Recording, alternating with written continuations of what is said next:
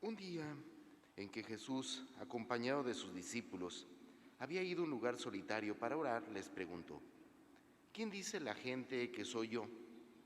Ellos contestaron: unos dicen que eres Juan el Bautista, otros que Elías, y otros que alguno de los antiguos profetas que ha resucitado. Y él les dijo: ¿Y ustedes quién dicen que soy yo? Respondió Pedro: el Mesías de Dios. Entonces Jesús les ordenó severamente que no lo dijeran a nadie. Después les dijo: es necesario que el Hijo del Hombre sufra mucho, que sea rechazado por los ancianos, los sumos sacerdotes y los escribas, que sea entregado a la muerte y que resucite al tercer día. Bueno, hermanos, continuamos nuestro caminar.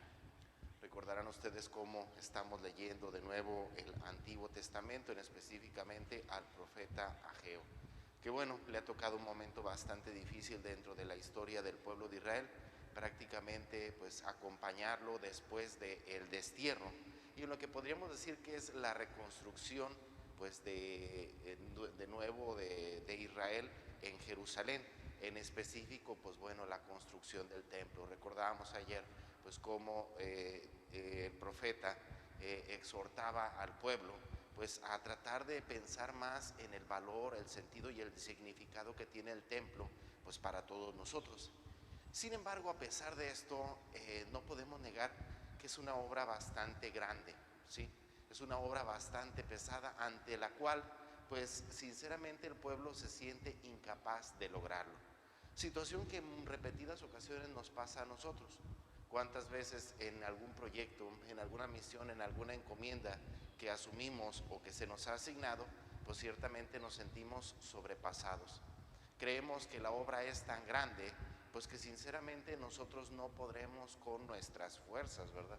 Yo específicamente pues puedo hacer referencia cuando pues como sacerdote, pues, ciertamente inexperto, se me envía a una comunidad como esta, pues con todos los retos que esta conllevaba, ¿no? Es verdad, surge en mí esa sensación de ¿seré capaz de lograr esto? No creo, me siento incapaz, me siento que no puedo lograr con esto. Y lo mismo nos sucede, cuántas veces también en nuestra vida familiar se presentan ciertos problemas, ciertas situaciones que nos hacen decir, ya no puedo más. Sinceramente esta realidad me ha superado y me siento incapaz de lograrlo. Y digo esto porque el día de hoy el profeta trata de animar al pueblo, haciéndole ver que no está solo. En nuestro caminar, en nuestra vida, seamos conscientes que en el fondo nosotros somos solamente instrumentos de la gracia de Dios. Esto quiere decir que los proyectos que se nos encomiendan no son proyectos nuestros. Nosotros solamente se nos encomienda colaborar en una obra, en un proyecto de Dios, que ciertamente es grande, pero que no perdamos de vista que no es nuestro. El primer responsable en este sentido es Dios. ¿Qué quiere decir ello? Bueno, hermanos, que si no nos sentimos capaces nosotros con nuestras fuerzas, con nuestras cualidades, con nuestros dones de cumplir tal misión, pues bueno, confiemos en Dios. No es que seamos nosotros, es Dios. Y Dios sabrá, Dios presentará los medios, los instrumentos necesarios para cumplir su proyecto. Al final de cuentas, los proyectos de Dios tarde o temprano se cumplen. La presencia del reino de Dios, aunque difícil, aunque en algunas ocasiones pareciera ser que no está avanzando, pero el proyecto de Dios siempre se cumple. Así es que, hermanos, no se trata de cumplir, no se trata de creer o de confiar en nosotros mismos. Aprendamos a confiar en el proyecto de Dios, del cual nosotros somos solamente instrumentos. Por otra parte, en el Evangelio del día de hoy escuchamos este pasaje que ciertamente hace 2 domingos tuvimos la oportunidad de escucharlo, pero en la versión de San Marcos. El día de hoy lo escuchamos en la versión de San Mateo. Y escuchamos esta pregunta que en un primer momento dirige Jesús a sus discípulos. Sin embargo, lo importante, como hemos reflexionado, es la segunda pregunta. La primera pregunta no nos compromete. La primera pregunta todo se centra en lo que dicen los demás. Y lo que digan, eso a mí me va y me viene. Aquí lo importante es qué es lo que digo yo, porque de mi respuesta pues debe de surgir una actitud propia.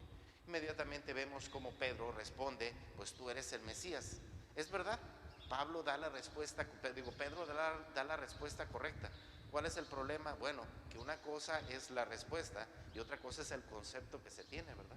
Ellos, por desgracia, pues creían en la llegada de un Mesías triunfador, un Mesías que vendría a solucionarles todos sus problemas, un Mesías que vendría a liberarlos de la esclavitud del Imperio Romano, un Mesías que le resolvería todos sus problemas económicos y que los haría estar por encima de todos los pueblos.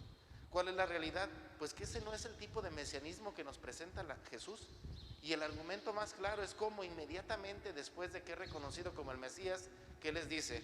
Pues que tiene que pasar por la cruz. El verdadero mesianismo, hermanos, se centra en la cruz, se centra en el comprender el misterio de Dios. El verdadero mesianismo de Jesús nos ayuda a entender que verdaderamente para poder instaurar el reino de Dios tendremos que pasar por la cruz, tendremos que pasar por tribulaciones, tendremos que pasar por dificultades. Sin embargo, hermanos, si permanecemos fieles, si permanecemos firmes, verdaderamente veremos la gloria de Dios en nuestras vidas. Así es que, hermanos, aprendamos, insisto, a confiar en Dios, no en nuestras fuerzas. Es verdad, es una misión bastante grande, pero seamos conscientes de que ese Cristo, nuestro Mesías, aunque nos hace pasar por la cruz, tiene una recompensa reservada para cada uno de nosotros.